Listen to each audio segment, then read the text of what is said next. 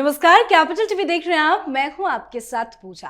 आम आदमी पार्टी के 10 राज्यसभा सांसदों में से 7 का एक साथ पाला बदलकर बीजेपी में शामिल होना चुनाव के बीच भारतीय राजनीति की सबसे बड़ी हलचलों में से एक है। राज्यसभा सभापति ने राघव चड्ढा समेत इन 7 बागियों को बीजेपी सांसद के रूप में मान्यता भी दे दी है। तकनीकी रूप से ये बीजेपी के लिए एक बहुत बड़ी जीत है, क्योंकि उच्च सदन में बीजेपी का संख्या बल बढ़ गया है। और सबसे बड़ा तमाचा ये है कि ये कोई विरोधी नहीं थे, ये वही लोग थे जिन्हें केजरीवाल ने खुद आगे बढ़ाया, जिन्हें पार्टी का भविष्य बताया गया, जिन्हें ईमानदारी का चेहरा कहकर जनता के सामने पेश किया गया। आज वही लोग कह रहे हैं कि पार्टी अपने सिद्धांतों से भटक गई है, केजरीवाल कॉम्प्रोमाइज्ड हो गए हैं। यानी घर के लोग ही अब गवाही दे रहे हैं कि मकान बाहर से चमकदार था, लेकिन भीतर से दीमक खा चुकी थी। राघव चड्ढा जैसे बड़े चेहरे अगर किनारा कर चुके हैं तो समझ लीजिए जहाज पूरी हिल नहीं रही, डूब चुकी है। और इस बड़े कदम से केजरीवाल की पंजाब सरकार की भी उल्टी गिनती शुरू हो गई है।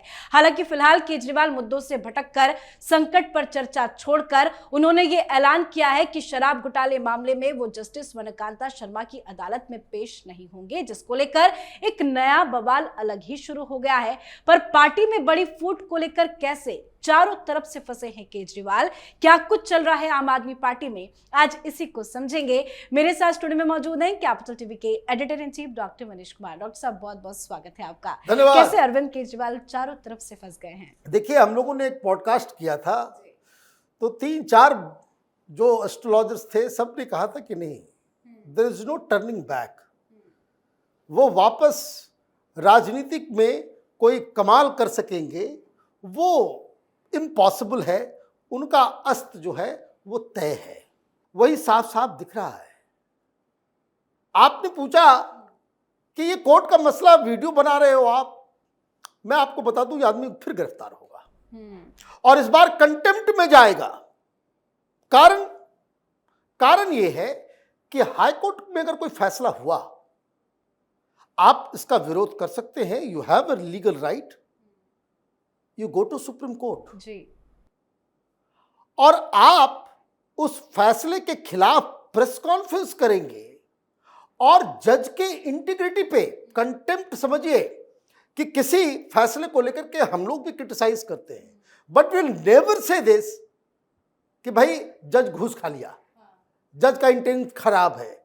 आप इस बात को समझिए, वो डायरेक्टली कंटेम्प्ट के कटघरे में आ जाता है। तो एक बात तो आप समझ लीजिए, और ये जो ड्रामा कर रहे हैं केजरीवाल कि हम पेश नहीं होंगे, अरे भाई पेश नहीं होंगे तो कोर्ट आपको समन भेज के कटघरे में सामने खड़ा कर देगी। अपनी औकात, अपनी हैसियत को भूलना नहीं चाहिए। एज एन आरोपी कुछ भी आकर के पब्लिक को बेवकूफ बनाने के लिए, मीडिया वालों मैं देखता हूं कोई ये बता बोल नहीं रहा। ये सारे पत्रकार ये टीवी पे चलते हैं, ये सब मूर्ख हैं क्या? मैं नहीं जाऊंगा, अरे जाओगे नहीं, तुमको बुला करके खड़ा कर लिया जाएगा। जज की पावर को आप समझते नहीं हो, चला दे रहे हैं वीडियो क्योंकि पंजाब से आना है ऐड। समस्या ये है। अब देखिए आपने क्या कहा, चलिए अब थियोरेटिकल बात पे आते हैं, जरा पॉलिटिकल, उसमें जजमेंट पे कम, पॉलिटिक्स पे ज्यादा। आपने कह दिया कि भाई हमको लगता है कि हमको न्याय नहीं मिलेगा, तो जितने चोर उचक्के हैं ना इस देश में वही जज तय करें। सारे चोर उचक्के, डकैत, मर्डरर, रेपिस्ट आकर के कह दे कि भाई ये जज हमें पसंद नहीं है, ऐसे चलेगा? और ये तो सोशल मीडिया का जमाना है। ये नटवरलाल जब आंदोलन कर रहा था तो कहता था ये कैसा सिस्टम है, जज को हटाने की बात करते हैं, जुडिशरी के ऊपर ये करते हैं, ये कैसे? सोशल मीडिया में आज देखिए, एक्स के ऊपर पुराने उसके बयान निकल गए। ये फ्रॉड आदमी ये महात्मा गांधी का नाम ले रहा है। दिमाग में कीड़ा घुस गया है क्या इसके? महात्मा गांधी के पैर की धूली के बराबर नहीं है। नार्सिसिज्म इसके सिर पे इतना ज्यादा हावी हो गया है कि अपने आप को महात्मा गांधी के नीचे तो कोई बात ही नहीं करता। ये सत्याग्रह करेंगे, महात्मा गांधी ने कहा था। लेकिन ये सब नए पैतरे केजरीवाल क्यों अपना रहे हैं? क्या उनको डर है कि जिस तरह से सुनवाई हो रही है, जस्टिस मनकंता काफी एक्टिव है, फिर से गिरफ्तारी ना हो जाए तो मुद्दों को डाइवर्ट कर रहे हैं? नहीं, इसको मालूम है कि मैं जाऊंगा जेल। इसको मालूम है कि जस्टिस मनकंता वो पहले से इस केस को देख रही है। She knows in and out of this case, ED का भी और सीबीआई का भी। आप इस चीज को समझिए, कोई नया जज आ जाएगा, अब उसको आप इधर उधर भटकाओगे, टाइम गेन कर। अरे वो 10,000 का पूरा चार्जशीट है पेज का, अब उसमें तो अब जो शुरू से इस केस को देखते आ रही हैं उनको तो फिंगर टिप में सब कुछ है। वो तो वकील से ही पूछेंगे, पिछली बार तुमने ये कहा था, अभी ये कह रहे हो। जज इसलिए वो बदलना चाह रहा है। और दूसरा जो सबसे बड़ा कारण है वो ये कि he wants to buy time, कि अभी नहीं करेंगे, फिर अब उसको बुलाया जाएगा, फिर समन दिया जाएगा, फिर उसके बाद जो है वो सुप्रीम कोर्ट चला जाएगा, सुप्रीम कोर्ट में मामला। वो इस चीज को लेकर के जाना चाह रहा है पंजाब चुनाव, गुजरात चुनाव तक, ताकि वो जो ड्रामा किया था ना लोअर कोर्ट से निकलने के बाद, रोना धोना, मैं कट्टर ईमानदार हूं। तो दिल्ली चुनाव के बीच में गिरफ्तारी हो गई थी, इस बार पंजाब इस बार इसीलिए वो इतना जो है चीख चिल्ला रहा है, ड्रामा कर रहा है कि वो he can go into the election saying कि देखिए हम तो रिहा हो गए, सब लोगों ने हमारे ऊपर लांछन किया लेकिन कोर्ट से हम बरी हो गए। लेकिन जब ये केस चल रहा होगा इसके ऊपर, और ये समझिए जब जिरह शुरू हो जाएगी तो मिनिमम 1 साल 2 साल के अंदर जो है इसके ऊपर फैसला भी आ जाएगा। कारण ये है क्योंकि ये एमपी एमएलए कोर्ट के अंदर नए कानून के अंदर उसमें तुरंत सुनवाई होगी। तो एक तो मसला ये है कि किसी तरीके से वो he wants to buy time, लेकिन ये करते करते इसने सारी सीमाएं जो है लांघ दी।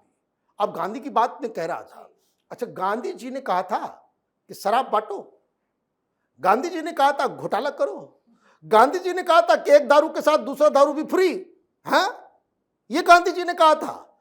गांधी जी ने यह कहा था कि सारी दुनिया मर रही थी कोरोना के समय ऑक्सीजन के लिए, और तुम जो है वहां कहां से, वियतनाम से टाइल्स आया था, है ना, वो जो ताजमहल में लगा वो जो टाइल्स था ना वो लग गया था, उसको हटवा करके कहा कि नहीं ताजमहल वाला टाइल्स नहीं चाहिए, इससे भी बढ़िया क्वालिटी का वियतनाम से आता है, वियतनाम वाला टाइल्स चाहिए। ये गांधी जी ने सिखाया था।